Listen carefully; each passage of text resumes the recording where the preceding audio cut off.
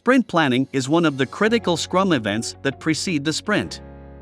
And yet, not many Scrum teams know how to conduct one, which prompted Agilemania to make this video.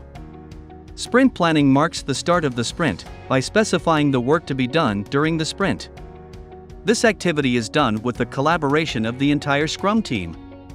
The product owner makes sure that the participants of the sprint planning are prepared to discuss the priority items in the product backlog and their relevance to the product goal. The sprint planning addresses 3 vital questions. The first one is, why is this sprint valuable? The product owner suggests how a product could increase its value and utility in the current sprint. Next, the whole Scrum team collaborates to define a sprint goal that explains why the sprint is valuable to the stakeholders. Here's a key tip: the sprint goal must be finalized before the sprint planning ends. This will help in finding answers to why this sprint is valuable. The second question is, what can be done in this sprint? The developers discuss with the product owner to choose the items from the product backlog that will be included in the current sprint.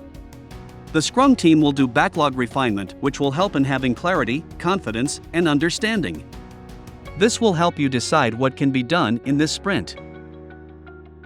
The third question you need to answer is, how will the chosen work get done? For each product backlog item selected, the developers plan the work required to create an increment that meets the definition of done. Developers create increments by breaking down the product backlog items into small work items of 1 day or less. Liked the sprint planning?